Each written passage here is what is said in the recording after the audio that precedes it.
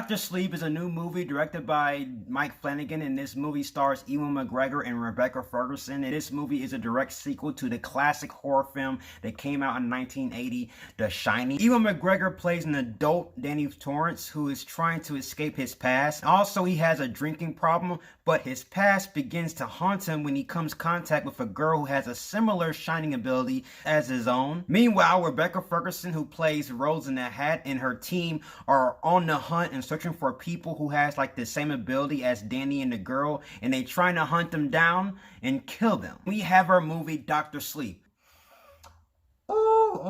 Mike Flanagan is considered one of my favorite horror directors of this time behind James Wan. I really do love how he directs his horror movies. He doesn't have the traditional jump scares. He directs his movie differently than other directors on how they direct their horror films.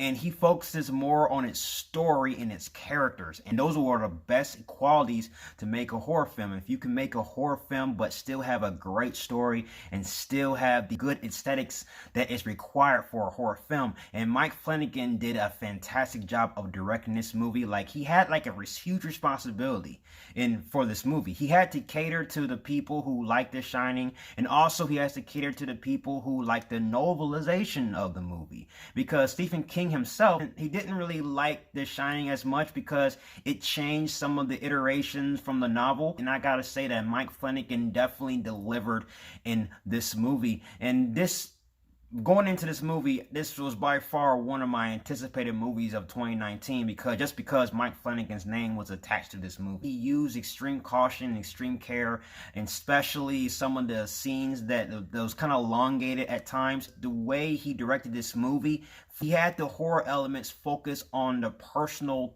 story with their characters. Like Ewan McGregor's character, Dan Torrance, He's a recovering alcoholic. He is the son of Jack Nicholson's character from The Shining. He's trying to escape from his past, but the horror elements of him trying to escape his past was just really breathtaking. So most of the scenes had that unsettling creep factor added on to it, that you kind of questioning yourself while you're watching the movie, and you feel creeped out by the haunting imagery, but it's not all in your face like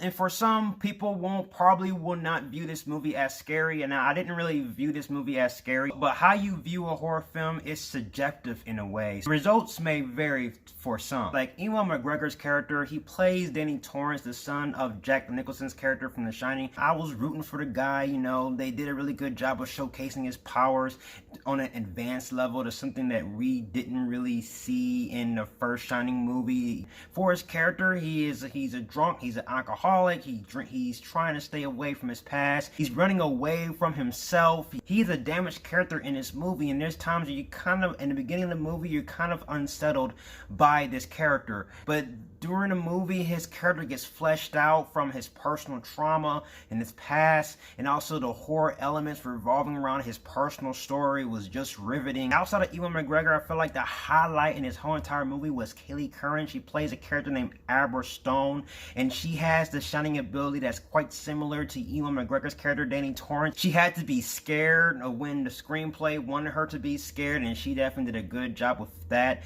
And her ability is quite advanced, something that the other characters are kind of like fear a little bit. I was literally rooting for this character. She was a highlight. She had some very fantastic badass moments revolving around her and Rose the Hat, who's the villain in this movie. And I have to say that this is probably one of the best child performances of the year so far. Almost the best character in this movie, and I found myself really floored from her performance. There's like a few layers that kind of reveals himself that is connected with the original movie of The Shining, that were, when you first watch The Shining, you're kind of like questioning yourself, you're kind of trying to figure out what did certain scenes mean. But while you're watching Dr. Sleep, all those questions you have are answered, and there's a few connections throughout this movie where you're kind of like, Oh, now I understand that specific scene in The Shining of what actually happened. The director did a fantastic job of connecting those dots to fully flesh out his story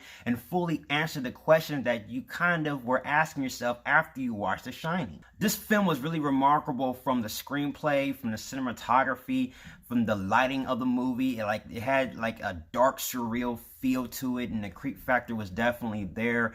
And I want to talk about Rebecca Ferguson. She plays the villain in this movie, Rose the Hat, and I gotta say that this is probably one of the best villain portrayals of the year. She and her team are looking for children, or looking for people who has the ability called the Shining, that's similar to Danny's ability, and they hunt them and they kill them. And the film does a good job of giving the audience a reason why they're killing these people or killing these kids that has this Shining ability. And after watching this movie, I realized that hopefully one day she needs to play Satana. You just gotta watch the movie to understand why I feel like she needs to play Satana. Now, this is a concerning thing. I was going into the movie thinking of fan service. You know, when it comes to a movie that's a sequel to a classic film that hasn't been, you know, in theaters for quite some time, films tend to like fall trap into giving the audience fan service. And I felt like that the film did a really good job of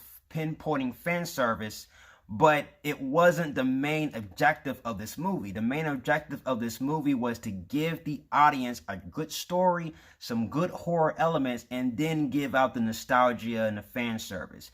And most of the nostalgia and the fan service happened in the third act. In the first two acts, where I felt like focus on the story and focusing on giving you the rules of its world. This film does a fantastic job of fleshing out its characters, giving them a personal story and a personal reason why the characters are making certain choices throughout this movie. The movie is 2 hours and 35 minutes, but there wasn't a moment where that time kind of hit me the wrong way. I felt like I was captivated in all of the scenes. I was captivated in its storytelling and just captivated of how he directed this movie. The score was very powerful, and I like how they used the score from The Shining and blended into this movie. Also, I like how Mike Flanagan's directional style was similar to Stanley Kubrick's style in this movie, but he used Stanley Kubrick's directing style, but also intertwined it with his own. I like the cinematography, the lighting. I love the performances in this movie. Also, I like how the first two acts focus on the story,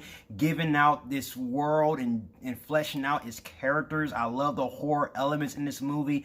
It wasn't the main product of the movie. It focused more on the story, but the horror elements was definitely there, giving you that unhinged feeling while you're watching this movie, and also gave the creep factor to it along with creepy imagery. Definitely one of my favorite films of the years. I'm going to give Dr. Sleep a Batman-tastic rating, my highest rating that the channel can offer. So definitely go check out Dr. Sleep. You will have a good time with this movie. I found this movie fun, riveting, and definitely it was entertainment at its finest. So go see Dr. Sleep.